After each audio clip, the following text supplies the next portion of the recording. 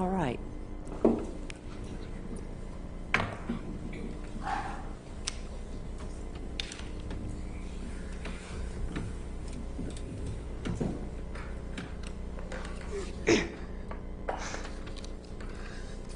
Doctor, I want to talk to you about, again, the history and physical that you took.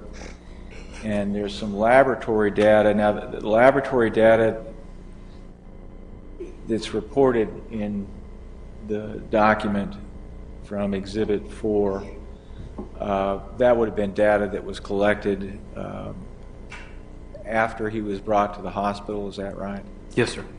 And so, although you may have sometime around 11 o'clock, I think it was, you've obtained the information for the histories that we've talked about, the laboratory data would come back a little bit later after that. Is that how it normally works? I honestly don't remember. It depends. If it was drawn in the emergency room, I would have had it. Okay. I am interested in a couple of these things. The white count of 38.4, what did that indicate? Almost always means infection. That's an extraordinarily high white count, right? It's high, yes. Now then there's an ammonia count of 124. Is that a high ammonia count? Yes, sir. And was that significant in your diagnosis in this case of Mr. Bruner? Yeah, How so? that would be contributing to his confusion and lethargy and high ammonia. There's been discussion, I think, of hepatic encephalopathy in this case. What is that? Hepatic encephalopathy is basically where the liver's no longer able to contribute to breaking down of proteins. Therefore, there's some byproducts that can accumulate in the blood, such as ammonia, and it can cause confusion. And encephalopathy basically just means confusion and brain dysfunction. Okay, so that's kind of the breakdown of the liver, one of the outgrowths that you can have. Yes. There's another document that's in Exhibit 4. Second, this thing will focus, I think. Oh, here we go. It's a death summary. Is that something that you completed? I've got Dr. Natvig's name on the second page, but I have that you dictated it, so I'm wondering if that's something that you put together and then she ultimately signs off on. I'm pretty sure I dictated it. Okay. It shows up with the final diagnosis of meningitis, and we've talked about encephalitis. What is encephalitis?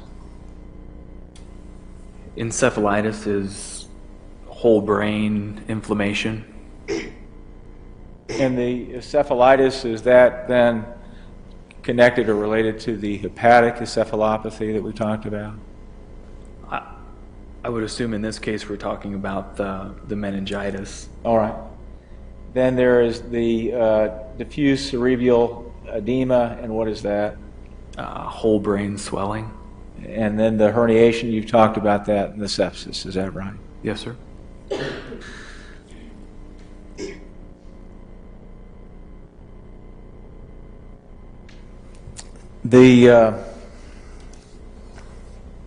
Another record I wanted to show you. I thought I had it.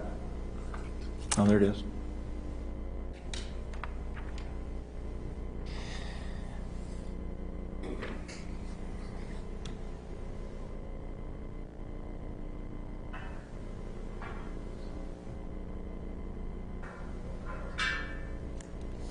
Pneumonia,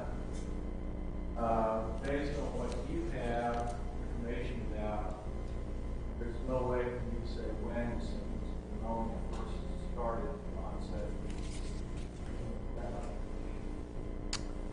I mean, kind of like I said earlier, that's really not my place. I don't know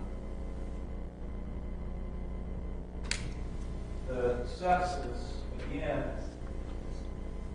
whether or not the sepsis was present before or back on 2 o'clock in the afternoon of March 10, 7 a.m. on March 10, don't have. He has to look at. I could speculate. I could make an educated guess, but there's no way I could know. Okay. Be able to speculate and make an educated guess and free of medical certainty. I mean, there's trends, there's things that are more common, less common, but as far as to be certain about it, no. No, it can't be in European medical certainty based on what your knowledge is. Correct. And then meningitis, and are you right at the onset on that? Your position is you don't know one way or the other. We had meningitis at 2 in the afternoon on the 10 or 7. Same answers for the sepsis. When it came time to treat with an antibiotic for any of these conditions, there was an antibiotic that the records show. Hopefully this will zoom eventually. Force that.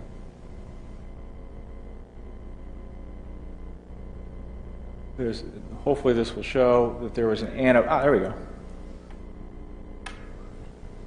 That's an antibiotic, isn't it? Yes, sir. And what is that antibiotic? Rocephin, it's ceftriaxone, is a generic name. It's cephalosporin. Okay, so that would be one of the antibiotics that could have been provided for treatment of the pneumonia and the sepsis, right? Yes. Now, by the time that you saw Mr. Bruner, what sort of antibiotics did you provide to try to knock out what he had? I believe Rocephin, vancomycin, and ampicillin.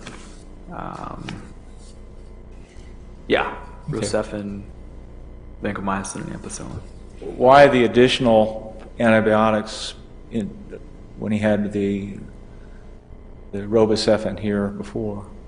When you're treating meningitis, which we suspected at that point, a lot of times you use a higher dose, so that's why the Rocephin would have been redosed. Vancomycin is a very specific drug after a very specific bacteria. We give it for methicillin-resistant Staph aureus, and at the point we were treating, I don't think we knew what the bug was at that point. The ampicillin, once again, you're just kind of making sure. It's so important that you get the bacteria knocked down that we're just making sure we kill everything that could possibly be growing. And here again, we're dealing with bacterial meningitis and not other types of meningitis. Yes.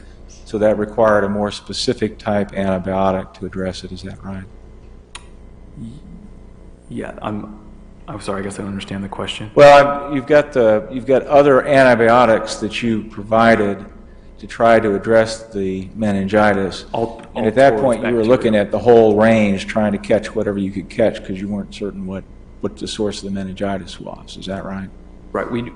We knew it was bacterial, but I don't think we didn't have a name or a sensitivity yet on the bug. Okay. Well, I guess maybe what I'm not asking the question very well is whether or not this particular antibiotic would have been the antibiotic for choice for the bacterial meningitis involved in this case. It's one of them, yes. Okay, and then you give a cocktail of others to try to address it. Is that right? Mm-hmm. I don't have any else. Thanks. Redirect. Yes, Your Honor. Thank you. Doctor, I will try to be brief as I can because I know you have to go see a patient, and I apologize. I was asking you a number of questions about the disease processes in general. Mm-hmm. And you've been asked a bunch of questions specifically about Terry Bruner in the days before you saw him. Is that right? Yes. And as we discussed before, it's tough for you to answer that because it can always be said in medicine that just about anything is possible, right? Correct. If someone said, is it possible that this person looked great and was hopping and skipping into the emergency room before they passed out and died, under the right set of circumstances, you'd have to say, yeah, I guess it's possible. Right. But it's not reasonable, is it? Correct. There's a big difference between what's possible and what's reasonable. And I'd like to, you agree with that? In medicine. Oh, do I agree with that possible and reasonable are two different things? Yes. Yes. Okay. So let's talk about what's reasonable. Okay. If Terry Bruner had pneumonia on March 5th and wasn't eating and wasn't drinking and was vomiting and was sweating, is it reasonable that he looked like he just had a common cold on the 6th, 7th, 8th, 9th, and 10th? I don't believe so. Is it reasonable that he even looked like he had a flu? Or do you believe instead he continued to deteriorate every day that he didn't have nutrition and every day that he got sick? It's reasonable to think he would have looked sick. And sicker as the days went by? Yes. And I know you're in a spot because you weren't given any of this information before. You were just testifying as to these records, right? Right. Okay. And I apologize for taking you there, but I think the impression that was tried to, that counsel was trying to create was that you're not saying any of this is true for Terry Bruner, but you're not saying that to the jury. You're just saying you're not up here as an expert telling them when these things occurred. You're just telling them and teaching them about medicine a little bit. That was what I thought coming in. Okay. But unfortunately, just very briefly, we have to go over this just a little bit to clarify it. So if he had pneumonia on the 5th, and he's not getting any treatment, and he's not getting any nutrition, and he can't keep anything down, are you telling this jury that there's no way he's looking like he's got the common cold until he is taken to your hospital? Reasonably, I find it hard to believe that he would have looked like he had a cold. Thank you for clarifying that, because I think I overstated and said there's no way. And you said, and we're talking about what's reasonable, right? Reasonable, he's going to look like a sick man to anybody who's looking at him. Yes, reasonably. And in this case, what little you do know, you believe that, reasonably speaking, he was sicker beyond the 10th. He was sicker from at least beyond the 10th. More than likely. Okay. And in terms of, you were asked questions about, again, the timing of these things. I want you to assume that we've heard from a guard on the 5th of March and from inmates who said that Terry Bruner at that time looked sick, was perspiring, not eating, lethargic. Is that consistent with pneumonia? Yes. Okay. And is then, if we assume that that's pneumonia on the 5th, is this, medically speaking, a reasonable course of events that's going to happen unless someone steps in to treat the patient? The pneumonia is left untreated. It eventually goes to sepsis at some point in time, and then eventually goes to meningitis at some point in time? It's definitely possible. Okay. That's medically reasonable? Yes. And again, that's something, even with a person who has cirrhosis, they can be treated, reasonably speaking. I know you can't say 100% of the time, but reasonably speaking, in medicine, they can be treated even with cirrhosis. Yes. And they can be saved, even with cirrhosis. Yes.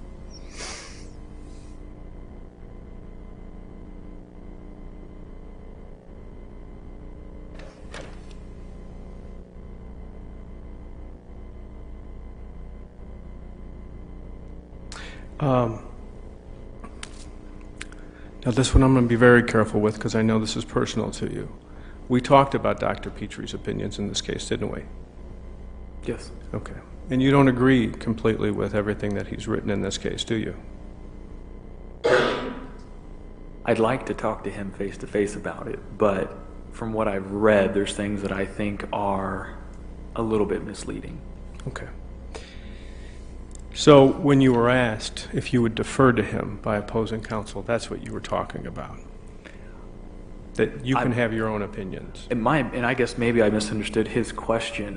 When I was in training under him, I would have deferred to him. I will admit he's an infectious disease doctor and he deals with more serious infections than I do, so I respect him. He's got a good reputation. But as far as his deposition and some of the things he wrote, I think some clarification would be needed. And you were asked a little bit about history of this patient. You have a history in your record, is that right? Like a medical history?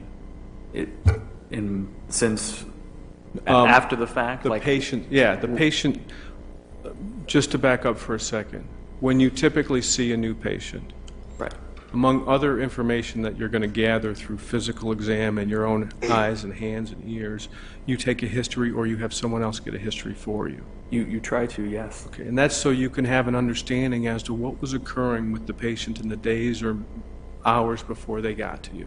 Right. Because that can help tell you what's been going on and how quickly or not you need to act and in what manner you need to act. Right. And here you got a history, but it wasn't from Terry Bruner. Is that correct? Correct. And according to your records, your history and your write-ups all came from the ER doctor who spoke to somebody enough to put the information in your record. I believe so, yes. Okay. I don't have any more questions. Thank you for your time. Thanks. I understand you've got a patient to see, so I'll be as quick as I can. Thank you. Appreciate your time, Doctor. You've now testified that you think it's reasonable that Terry Bruner would have appeared sick based on the statements of counsel and representations as to how Terry Bruner was allegedly feeling and looking on March 5. I mean, I think I've heard that. When you say that if he has pneumonia on March 5, it's a condition that is worsened, that's what you're saying is reasonable, right? Yes. Right. Now, how it looks, how it manifests itself, how someone like me without any medical training, what they would see, that gets to be kind of speculative, doesn't it? Absolutely. So when you're saying it's reasonable that the condition gets worse, you're not voicing an opinion on what one would see on March 10 with this patient in terms of what symptoms he has from the pneumonia. Can I speak freely just for a second? Sure. I mean, I know, one side wants me to say he would have looked sick, one say there's no way I can tell. I can't possibly know what Terry Bruner looked like before I got to him. All I can do is say, based on how sick he was and what I know about strep pneumoniae, pneumonia, sepsis, and meningitis, the typical progression. So in medicine, there's the 30-year-olds that have heart attacks that don't make any sense. So we don't ever talk in absolutes. But I can guess or I can speculate on progression, but I can't. I wasn't there. I don't know what he looked like. And I appreciate that. And what we're not interested in is what happened with certainty, but we're interested in whether or not you can say with medical certainty what it looked like. And you're saying you can't make that judgment call. Correct. Fair enough. Now, the issue with Dr. Petrie, you're saying there are things simply in a report that you read that you'd like to hear some clarification on before you say you agree one way or the other.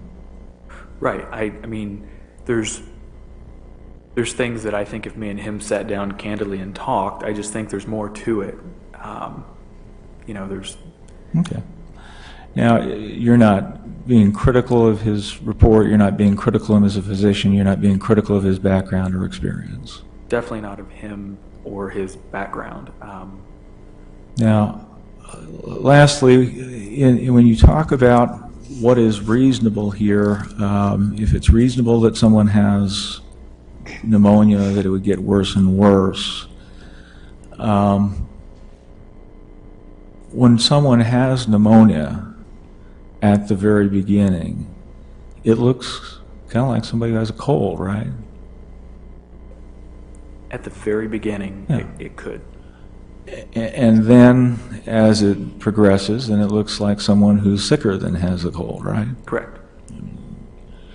How that manifests itself from patient to patient depends on the patient. Varies. So you might have someone like my grandson who goes in just coughing, and we learn he's got pneumonia. Or you might have somebody who has a more protracted sort of issues that ends up having pneumonia, I'm guessing, right? Correct. So to say that he looks sick, if he looks sick on the 5th, it's reasonable to say probably he still looked sick on the 6th, the 7th, the 8th, the 9th, the 10th. Unfortunately, that doesn't really tell us how he's looking to somebody that's looking at him, right? Right. Right. Anything else? Thanks. Anything further? Just one thing, Your Honor. So flashing back to about 2 or 3 weeks ago, some guy you never heard from before calls you out of the blue and says, "I'm Bob Giroux, would you come and testify?" And you say, "Well, I don't know what I can add to it, but I'll show up and be truthful." Did you bargain for all of this today? Not really. Thank you for your time. Thank you. Can this witness be excused? Yes, Your Mr. Giroux? Can he be excused? Yes, Your Honor. Okay. Thank you, doctor. Plaintiff's next witness. Yes, Your Honor. Mr. Ewells.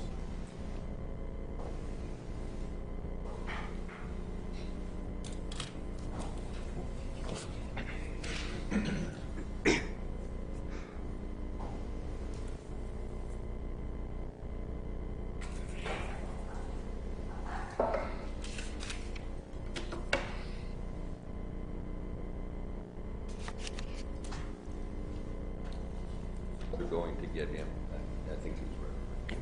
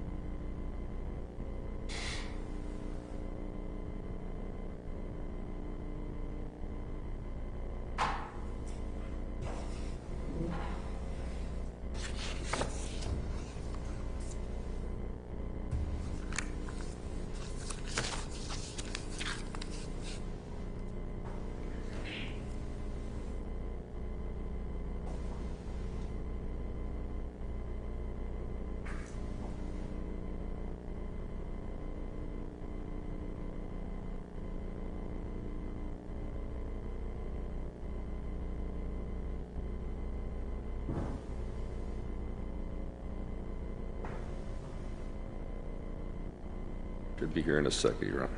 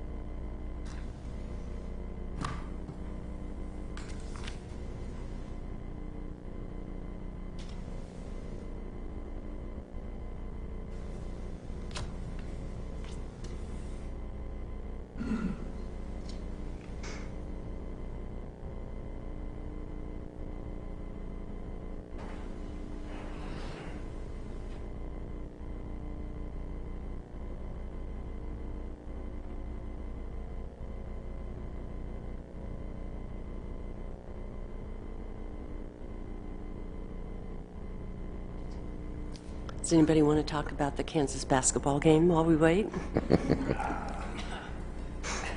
I trust there's no Missouri fans in this courtroom. No, Ooh. not me. One. That's a brave man to raise his hand.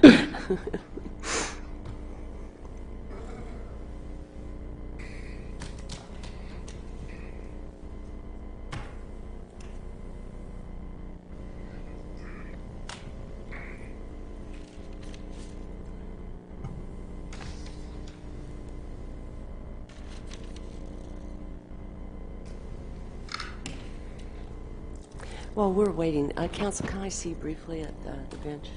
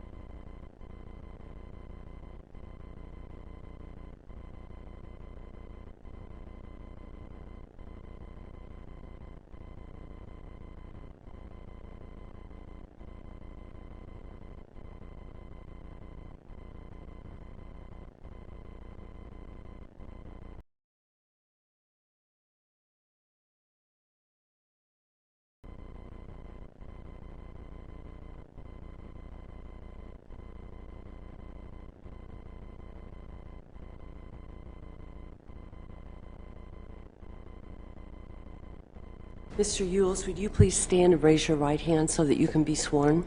Do you solemnly swear that the testimony you're about to give is true? Yes, I do. State the spelling name.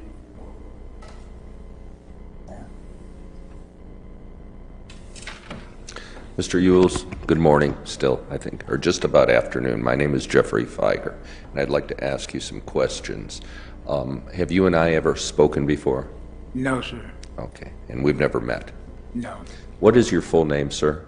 J.D. Ewells, Jr. All right. Mr. Ewells, we're here discussing a gentleman by the name of Terry Bruner. Did you know Mr. Bruner? I did. How did you know Mr. Bruner? We was acquainted. We met. He did a little bit of construction stuff. We met and talked in a club in Wichita. And I lived next door to his brother, I believe. But I didn't know that at the time. But yeah, we're kind of acquaintance, yes. Okay.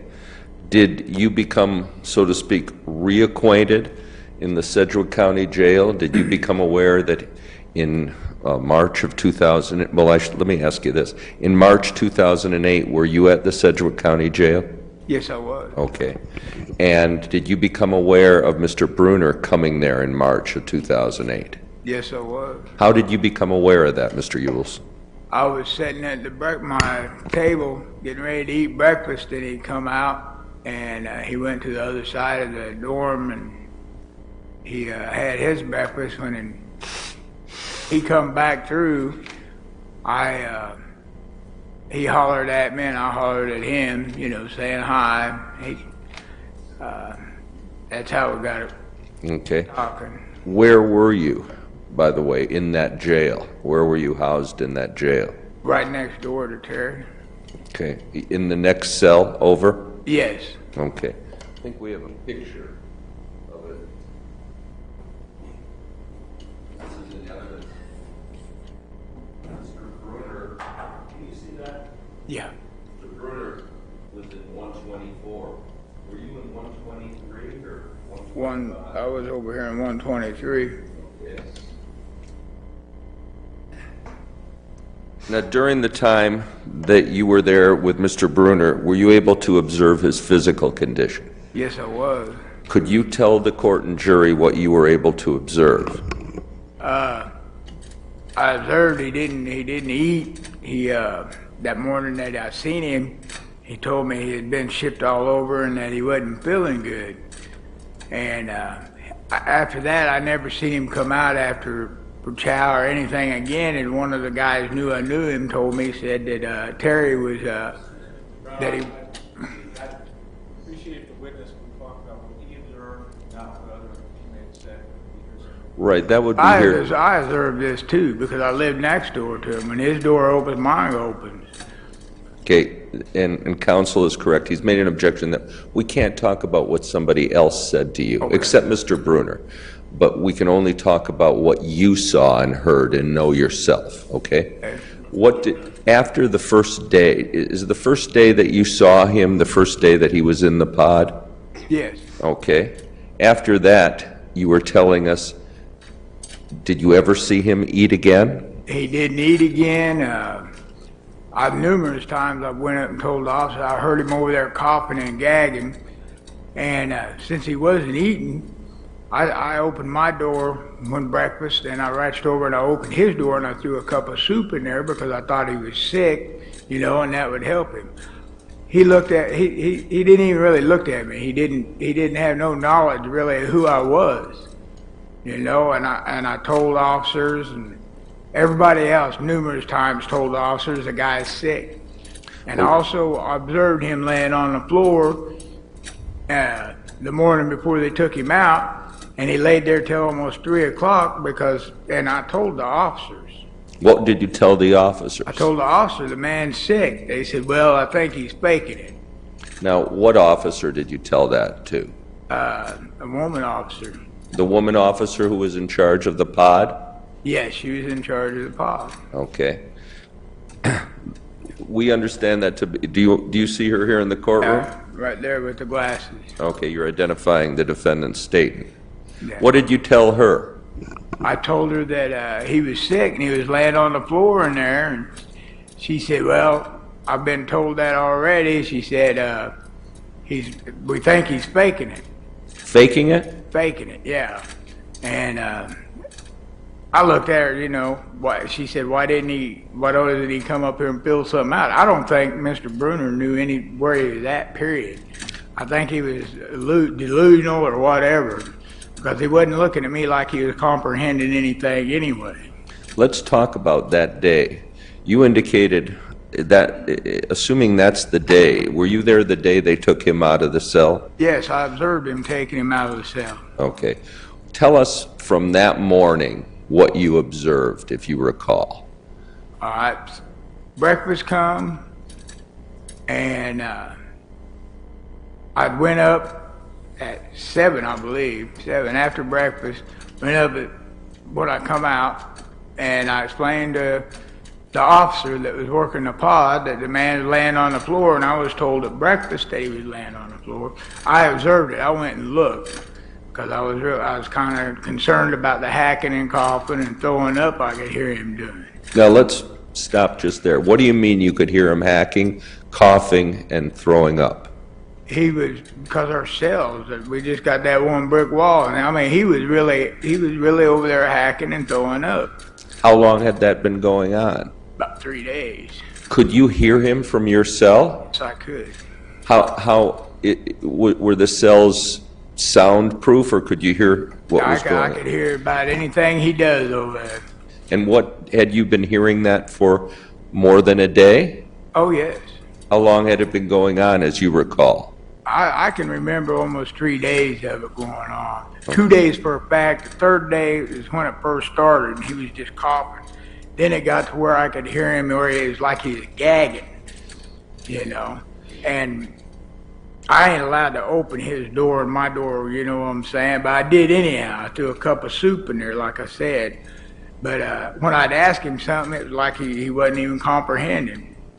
And you indicated he was vomiting too? How would you know that? Because the person that had, after they took him out in the wheelchair, one of the guys had to clean it up. He said they was fume.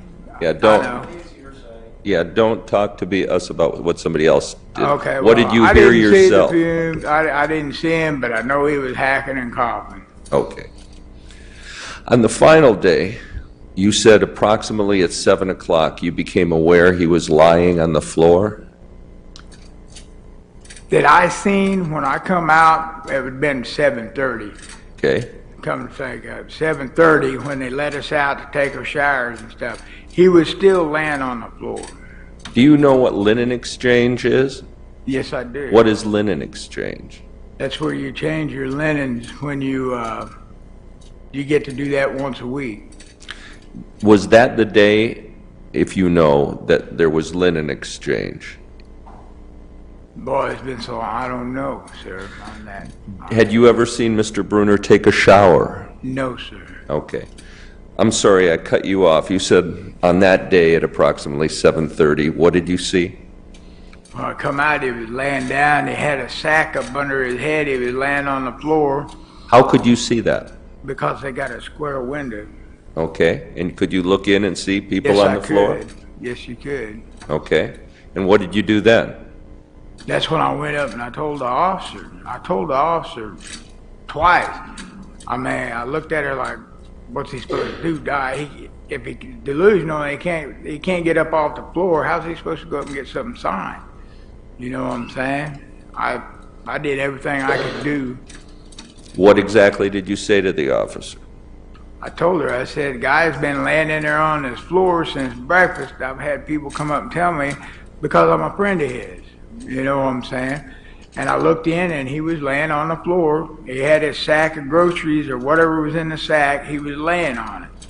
And that's when I went up and I told the officer that was going on. She got told after that too, again. I will get to that. And what was her response to you when you told her that Mr. Bruner is laying on the floor? I wasn't at first, but she said, you're not the first one that come up and told me. She said, I called and did something to the clinic, and she said, we think he's faking and stuff. So, you know, what's a man supposed to do? I don't know.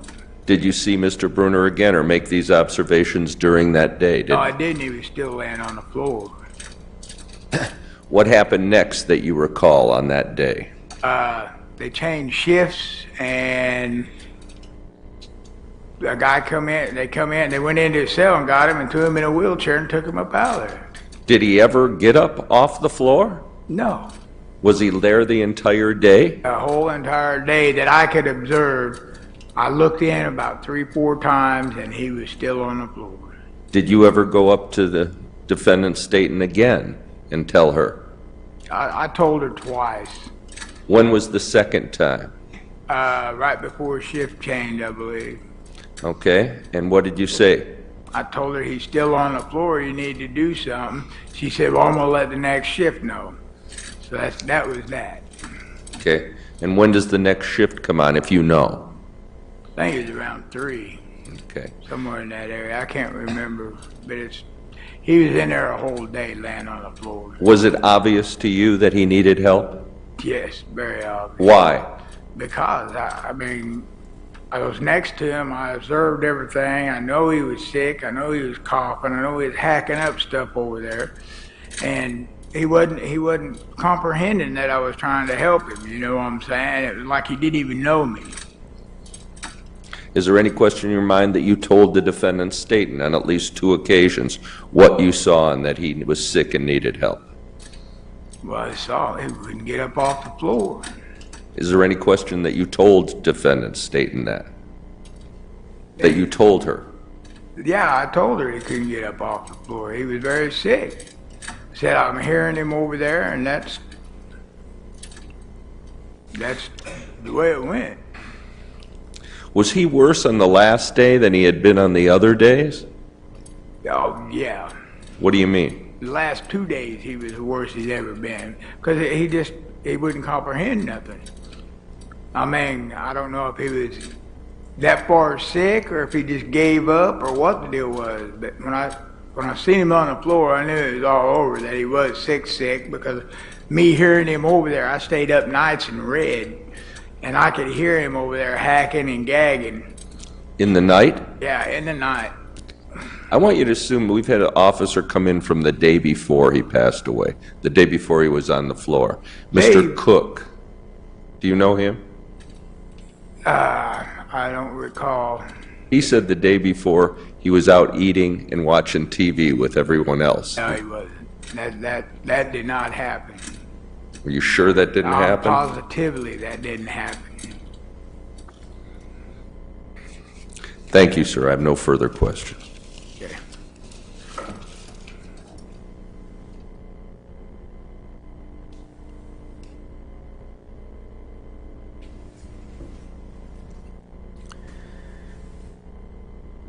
Oh, before Mr. Chalmers starts, may I just ask one more question? I apologize.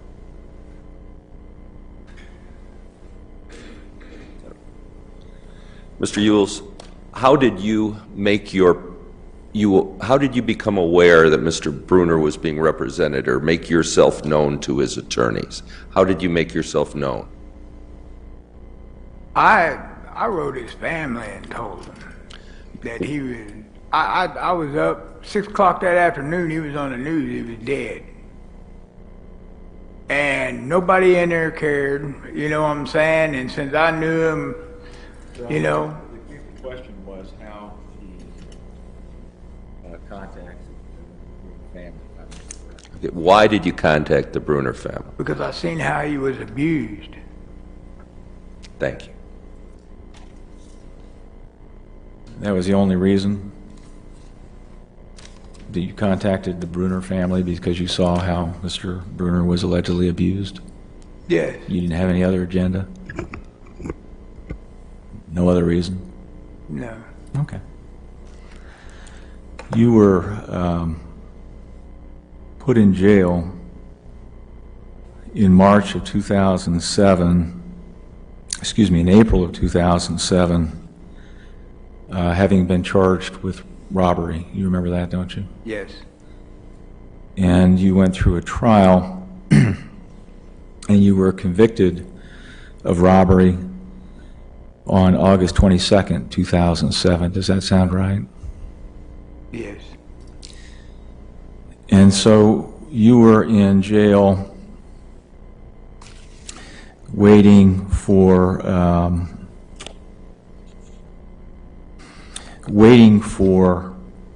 sentencing, that is, to find out how long you would be away on March 10 of 2008. Is that right? I'm not correct, but yeah, it sounds right. Well, when I said, I'm not sure, that might be correct. Well, you were waiting to be sentenced during the time that you were with Terry Bruner this last time in jail, that is between March 7 and March 10 of 2008, is that right? Yes. Now, there was a delay in your sentencing, sir, and that was because there were hearings in which a decision was made. The court had to decide whether you were competent enough, that is, aware enough of what was going around to be able to understand the charges against you and being able to assist your attorneys in the sentencing. Do you remember that? Yes. And you were found not to be competent, weren't you? You were found that you couldn't even help understand the charges against you, and you couldn't even understand how to help your lawyer, and therefore you were not competent for the purposes of sentencing initially. You remember that, don't you? My first 90 days, yes. I remember that. Yeah.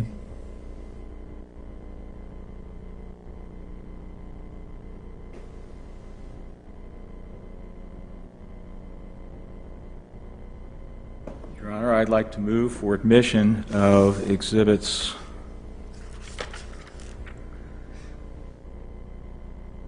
or of Exhibit 425, which are certified copies of the criminal records concerning Mr. Ewells that are marked.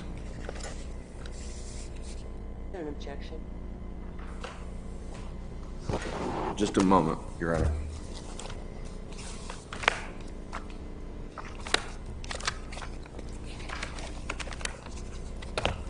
While he's looking, what's the relevance of this? Your Honor, I think the relevance is to show that he was not competent at the time that he made the observations that he claims to have made.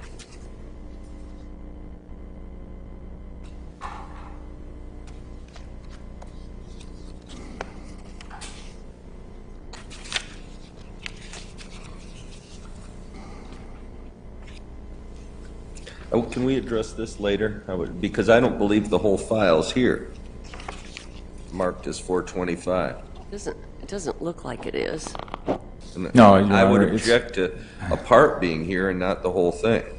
I don't have any problem with providing the whole file, Your Honor. It was provided to counsel months and months ago, but these are the only relevant documents from the file. In other words, I don't know that he wants to know about the whole trial.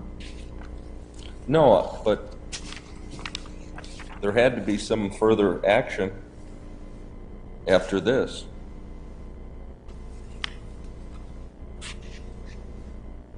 Right. And the reason I say that, Your Honor, is this is dated December 27th or 26, 2007, and the events we're talking about are after this at Sedgwick County.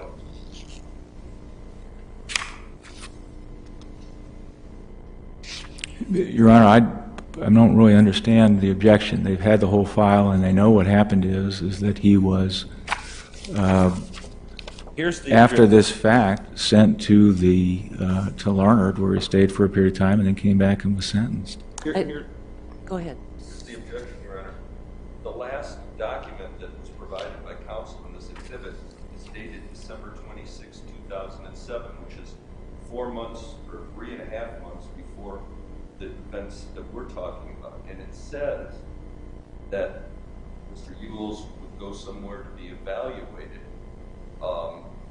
and to determine his psychological well-being. Well, that's fine. But what happened? Because obviously something else happened, because he was in Sedgwick in Marque. So there must have been some determination, and we don't know what happened after this. I don't object to this having gone on before, but this isn't conclusive of what the time period that we're talking about. Your Honor, the document is December 26, 2007, and it provides that the defendant is incompetent, and then instructs in paragraph 2, and then instructs that he will be committed to Larned State Security Hospital, which he was after and then you remained there, then the third document that's marked is the journal entry of judgment, which shows when he was returned and sentenced. Right, but the point is that this is really misleading unless you include the documents which show there was a finding that he was competent. Correct, that's my... I think that is the journal entry of judgment, Your Honor. There is no court file saying he's competent. They ultimately sentenced him on June 29, 2009, after his return. You know, I think we should take this up later. All right.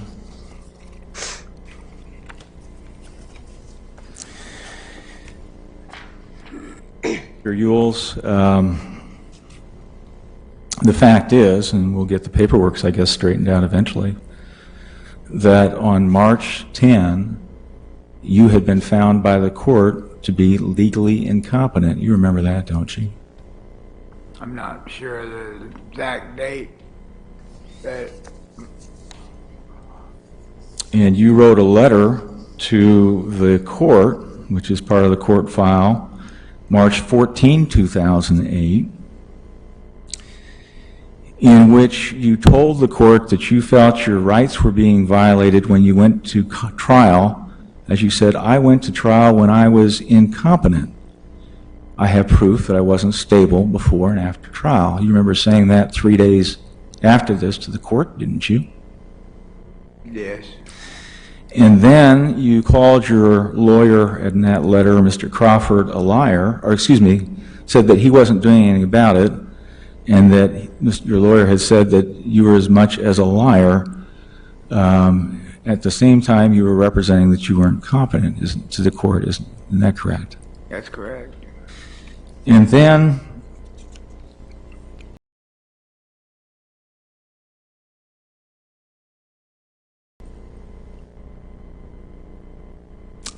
you had a new lawyer who filed a motion for new trial in which your new lawyer, at your request, said that you had been found incompetent for sentencing purposes, and therefore it must follow that you were incompetent to stand for trial. You remember having your lawyer say that, didn't you? I never had no lawyer other than Crawford.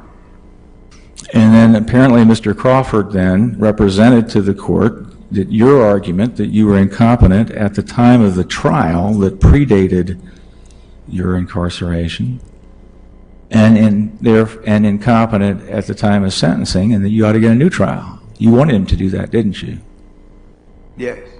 And then you filed, with the assistance of a new attorney, or you think it was still Mr. Crawford, an appeal with the appellate courts in which you asserted that I was incompetent and unable to stand trial and unable to be sentenced. Do you remember doing that? Yes. So you have asked others to represent at the time that would be pertinent here, including the March 10 time frame, that you weren't legally competent, able to understand the charges of robbery against you, not able to understand what that meant, and unable to assist your lawyer. That's what you said, isn't it? Yes. Now, you were committed to a psychiatric hospital, and you went there and stayed there until you were brought back for sentencing about, what was it, about nearly a year later, isn't it? Yes. So you spent that much time, or you spent about a year up in the psychiatric hospital in Larned State Hospital shortly after you were found guilty for robbery, is that right? Yes. And that's when you were brought back, and eventually they sentenced you, and it's those charges that caused you to be in jail, even as of today, right? Yes. And sir, you are presently housed over in El Dorado, is that right? Yes. And you have alleged as recently as a few days ago that you're being abused by the guards over at El Dorado, is that right? Yes. That they're putting you in cells naked, that they're ridiculing you. What else are they doing, sir? They name it, they just about did it. And they continue to do it, is that right? No, not really. Okay, they stopped now. Is that correct? Do I now, sir? Have they stopped abusing you recently? Yes. Because as recently as earlier last week, you were making those allegations and saying they were going on. Isn't that right? Mm-hmm. Now, I understand that to be a yes. Is that right? Yes. Terry Bruner is somebody that you knew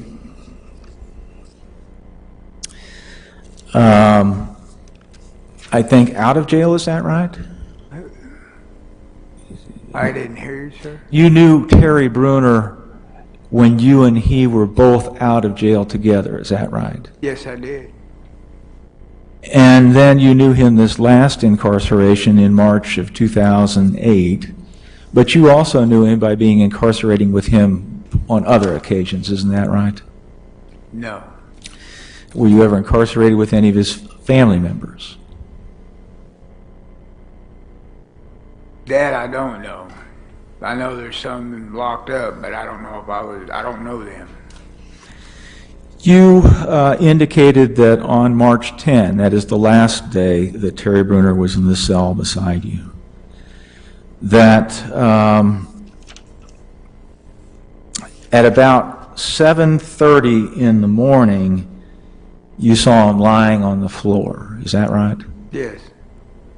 And you say at that point you went up and talked to defendant Staton and told him what? That he's lying on the floor? Yes, he's been lying on the floor all morning. And that's what you said. You didn't say that he was coughing or hacking. You just told her he'd been lying on the floor. No, she was told that too. Well, did you say she was coughing or he had been coughing and hacking? Yes, I did. I said he's been sick. I can hear him. Well, did you say just that? He's been sick. I can hear him. Best Yeah. your recollection, those are the words you said to her at around 7:30 in the morning. Said it was around 7:30. That's when they let out for showers and razors. Okay, and this was after breakfast. Yes. So you'd been out for breakfast and had checked on him then? I told the officer on, the other officer on at breakfast, and I had two people with me that told the same thing. Oh, I'm focusing on you, sir. I know, sir. And your memory is that you talked to an officer on the shift before Mary Staton was there, and you told that officer, look, I've got Mr. Bruner's in the cell, and he's not eating, and he's sick, right? Yeah. And you told that officer he's hacking and coughing, and he's just not looking right, right? Yes. And you told that officer he's laying on the cell floor. Is that right? I can't remember if I told him. I wasn't on the floor 2 days before that. And then you alleged that you had actually been telling other officers this pretty much from the time that Terry Bruner appeared at that pod, which would have been, everybody agrees, March 7. So between March 7 and March 10, you had told countless different deputies, according to you, about Terry Bruner's condition, right? Yes, I had. Then by the time we get to the afternoon, now, Terry Bruner only came out of the cell once while you were there that you remember. Is that right? That's right. On those other occasions, it was you looking in the window in his cell for whatever observations you had, right? Right. I think did you testify that you opened Terry Bruner's cell door once and tossed him a cup of soup? Yes, I did.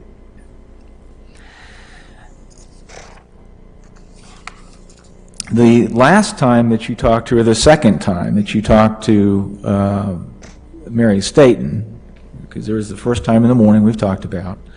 The second time was right at or just before shift change, right? Yes. Now, when you talked to her the first time, what I wrote down in my notes is that she said something about they were going to have medical see him or something like that. I'm trying to find my notes on that. What did she say the first time you saw it? She said she called because the officer, this is exactly what she did. She said, I told her that he was in there, laying on the floor. He's been laying in there. And she said she's aware of that. She called the clinic and she said, I think he's fake. And that's all I know. I remember her saying. Okay. So she told you at 7:30 that she had called the clinic. That's your testimony, right? Yes. Now, you were asked by counsel about your letter that you wrote, and if I may approach Your Honor, the witness. Go ahead.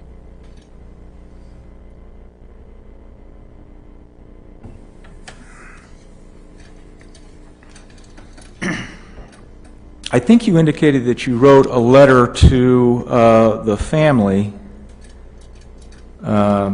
shortly after this. And what I've placed in front of you is a photocopy of a letter that's been provided to me by plaintiff's counsel. Is this the letter that you wrote, that you said was written to the family? Yes. And it's actually got writing up at the top that says Lee Barnett. Is that your handwriting? Say what now? It says Lee Barnett. Is that your handwriting on the top of the page 1? Yes. Now, Lee Barnett, you understand now, is the good-looking guy back here with the gray beard. He's one of the, way in the bar back, he's one of the attorneys for the Bruners. You understand that, don't you? Yes. So this refreshes your recollection. You didn't contact the Bruner family. You wrote a letter to their lawyer, right? No, I was asked to write a letter to the lawyer. Okay, so you contacted the lawyer, or the family, and the family said, write the letter to the lawyer, right?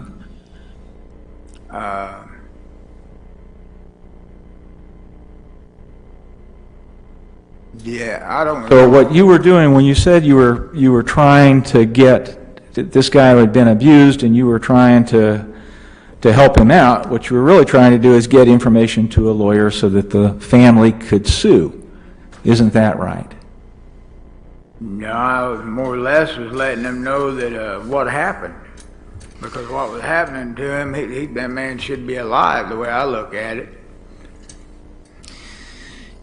The last part of your letter well, let me ask you this. Isn't it true that in your letter you indicated that what you were hoping to do is get from the family a TV set? I wrote that, but I didn't mean it. Well, did you write, I have 8 years to do yet.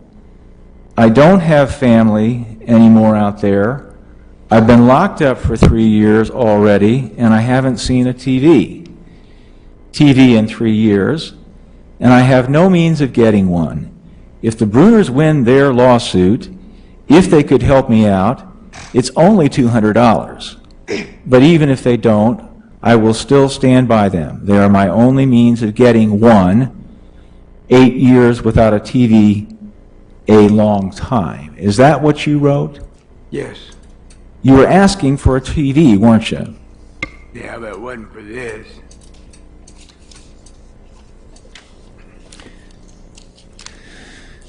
Well, you have the ability as an inmate, generally speaking, to complete a form called a kite and provide that to officers, and then they're required to submit that up the chain of command to get a response. You're aware of that, aren't you? Yes. In fact, you've done that, haven't you? You have completed kites, submitted them, and asked for things from the sheriff's office, haven't you, when you were in jail there? I did what now? You completed those forms called a kite, submitted them and passed them in, and asked for things from the sheriff as an inmate when you were in the jail, didn't you? I don't recall. But you didn't complete a kite in this instance, did you? About Mr. Bruner. You didn't turn anything in writing saying, look, pass this on. This guy's not getting medical care. Because that's an officer's job to do that. That's not my job as an inmate. You didn't, when you were worried about the officers abusing this guy, you didn't walk when you were out of the cell with a half dozen paces, pick up a phone and call a family member or call a friend or call the Bruner family or call the alert line to say, look, I've got a problem in this cell, did you? I had no one to call. I told you in this letter, I don't have nobody out there. You made no effort to try to talk to a sergeant. You made no effort to try to talk to a corporal or anyone above Mary Staton if you felt that she was ignoring Mr. Bruner, did you? Do I know? The first time, sir, that you did anything to try to, as you say, assist, to help because Terry Bruner wasn't treated correctly, was this letter in which you asked for a TV set. Isn't that true? No. No. Well, before then, when did you make a contact? I wrote his family a letter and explained to him the way he laid in his cell, and Sedgwick County would not do nothing for him medically. And now you realize that family's been asked to produce all those sorts of letters, and they haven't produced anything. Would you have any explanation as to why this letter, if you wrote it, hasn't been provided? Well, it must have got provided, or this letter wouldn't exist. Well, that letter is the one in which you asked for the TV set. So that's what I'm trying to get the heart at. The first thing that you did when you said you tried to help was concluded by the letter by saying, oh, and by the way, could you give me a TV set? I've not watched TV for 3 years, and that's a long time, right? The first letter I wrote was to Jesse and Angel, something like that. It's in the phone book. I remember him telling me he had a son. I wrote them a letter and told them what went on. I didn't hear nothing for a couple of months, so I didn't know what was going on. But eventually, This is not the first letter. They got a letter, the Bruner family got a letter explaining to him, same thing about as what this is doing. and you have no explanation as to why they wouldn't have produced that when they were requested to do They so. probably lost it or did something, I don't know, sir. By the way, not a big point, but there are TVs in the day room at the Sedgwick County Jail. I mean, when you said you hadn't watched TV for 3 years, that's a lie, isn't it? No, not really, because I don't watch it. I don't watch basketball. I don't have anything else, thanks.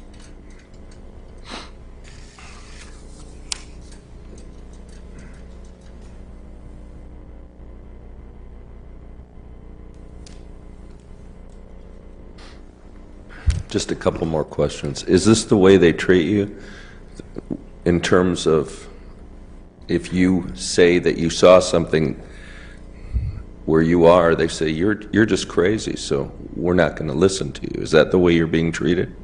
Oh, yeah. Mr. Chalmers asked you if you were having problems with jailers treating you with a lack of dignity. Is that what the problem is? That's the problem. No, apparently you've had some problems before. Notwithstanding all your problems, were even you able to see the way that Mr. Bruner was being mistreated? Were you able to observe that? Oh, yes, I was. Was it clear to you he was sick? Anybody laying on the floor, hacking and coughing all night long, somebody's sick.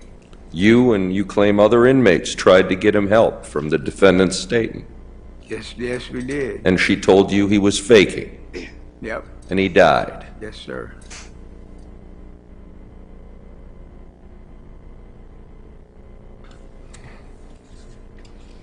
And by the way, the letter that you wrote, is that exactly what you've told us today? In other words, what happened?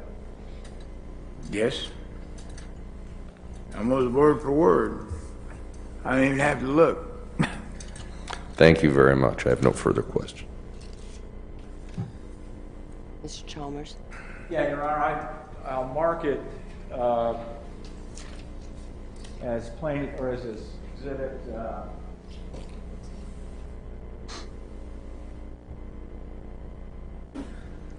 I will mark the report as exhibit, or the letter rather, as exhibit, call it 427, and I move for its admission, Your Honor. No objection, Your Honor. What was the number, 407? And I don't have any other questions. 427? 427, Your Honor. Received.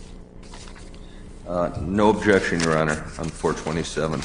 But as a result of that, I believe I would have additional questions.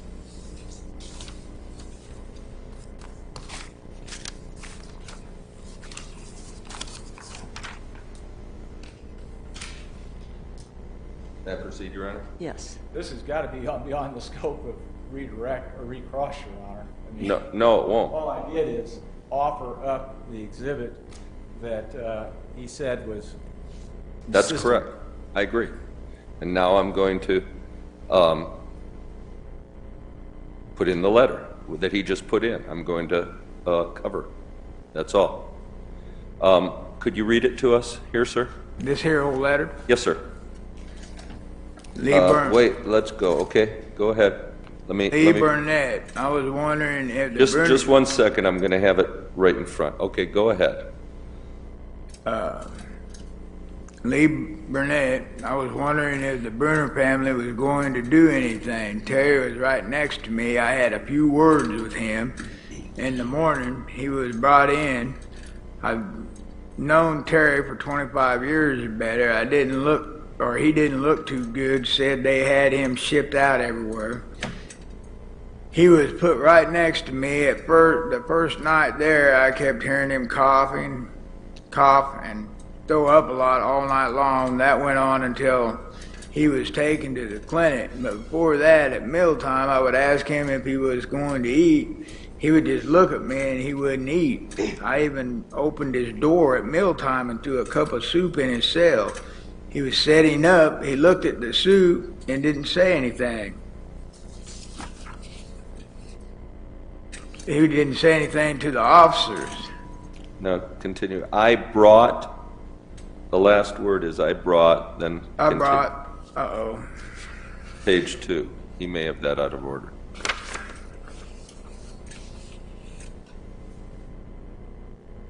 I brought this to the officer's attention. I told the officer he wasn't eating, and about him coughing and throwing up. The officer did nothing. I brought this to 2 or 3 officers' attention. So did other inmates. Same thing, so did other inmates. It was like talking to the wall. The last day I got up for breakfast, Terry was laying on the floor, not responding at me knocking on his door. I went straight to the officer station and told him he had been sick and he was not laying on the floor. He didn't do anything. Lunch came around. I looked in Terry's cell. He was still on the floor. I went up and told the officer he's been sick and hasn't eaten in days, and she said he was faking it. She did nothing. I don't know her name, but I know what she looks like. 3 o'clock came. Just wait 1 second here. All right. Let this come up on the board here. Go ahead. 3 o'clock came around. They seen Terry laying on the floor. They was yelling for him to get up. Officers went in his cell. A little later, they brought a wheelchair in. The officer picked Terry up and threw him into a chair. They wheeled him out, and that was the last time I seen him. I asked one of the officers that worked in the clinic how he was doing. Told me he was faking it. I knew better. Terry should have never died. They killed him, far as I see it. You can come see me anytime. And then I put P.S. I have 8 years to do yet, and I don't have family anymore out there. I've been locked up for 3 years already, and I haven't seen a TV Wait just a second. Go ahead. in 3 years, and I have no means of getting one. If the Bruners win their lawsuit, if they could help me out, it's only $200, but even if they don't, I will still stand by them. They are my only means of getting one. 8 years without a TV is a long time. Jay Ewell, I am trying to get this black guy's name. He was there too. You mean another inmate? Yes. That was Mr. Navarrete. Gray. Gray, too, was one of them. Okay. Thank you very much.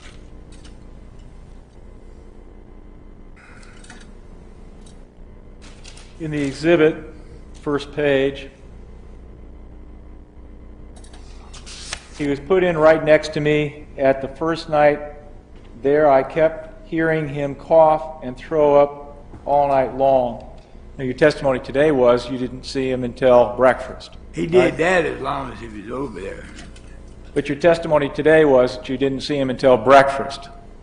Right. Then at page 2, the last day I got up for breakfast, Terry was laying on the floor, not responding at me, knocking on his door. Breakfast is served before 7:30, isn't it? Yes. Breakfast is served before a shift change, isn't it? Yes. Breakfast is served before Mary Staton was in pod 1, right? And you say, I went straight to Officer Staton and told them he had been sick and he was now lying on the floor and he didn't do anything. That's what you said, isn't it? Excuse me, just one objection. It's Officer Station, not Staton. Oh, thank you. I went straight to Officer Station and told them he'd been sick and he was lying on the floor and he didn't do anything. Isn't that right? Right. Doesn't say anything about going to Mary Staton in the morning, does it? No, it's saying... That's because you now remember you didn't talk to her in the morning, right? No, it's saying that I told the officer before she come on. Okay, so we can agree that the first time you talked to Mary Staton was that afternoon right before shift change. No, that was at when I took my shower and razors. Doesn't say that in your letter that was written. We don't know when this letter was written. When was it written? Years ago? When was the letter written? Years ago? This? Yeah, this letter.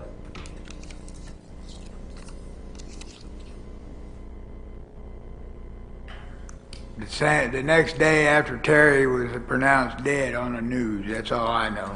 You wrote this the next day after Terry was pronounced dead to lawyer Lee Barnett? No, this is what he asked me to write. Somebody asked me to write and tell him what went on. And that's what I did. So there's a letter before this in here that the Bruner family has, because this is 2 months. This letter here was wrote 2 months after, probably. Okay, 2 months after the incident. You don't say anything in your letter about having talked to Mary Staton or any deputy at around 7:30, which would have been around the time of showering, do you? Yeah, I said in this letter that I told her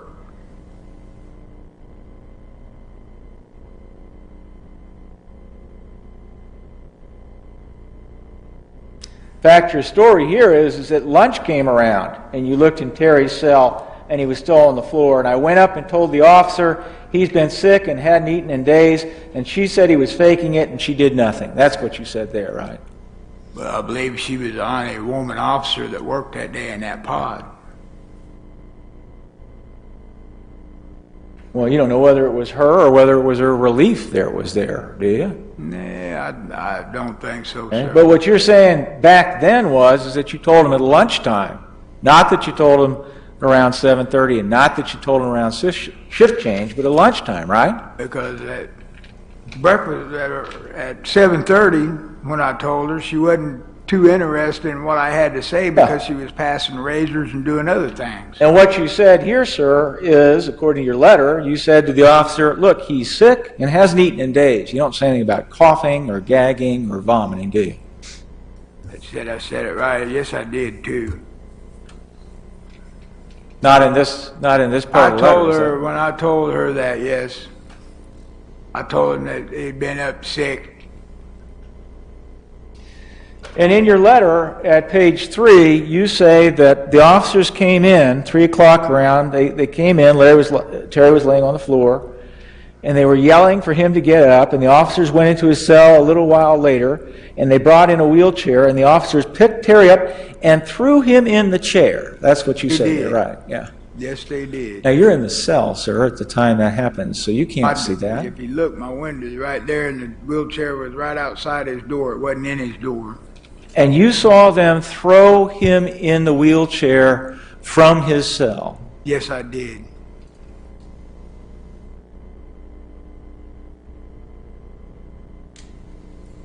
And, sir, it's not my intent to be disrespectful to you.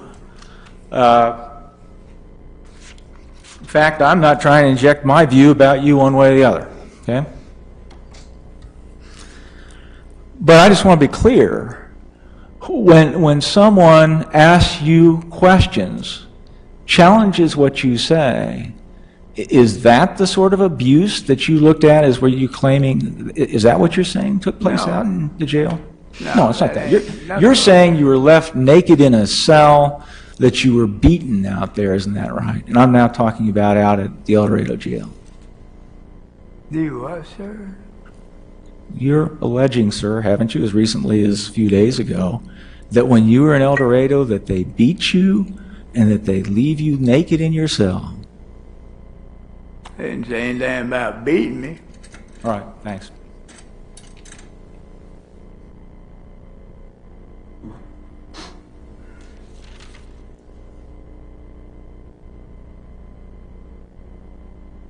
Nothing further, Your Honor.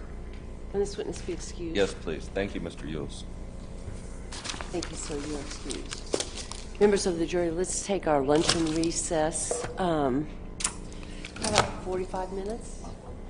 We'll reconvene at 25 minutes till 2. Court's in recess. All rise.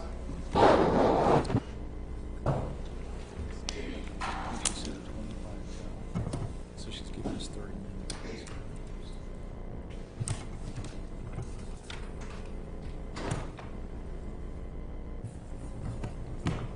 Yeah, she said.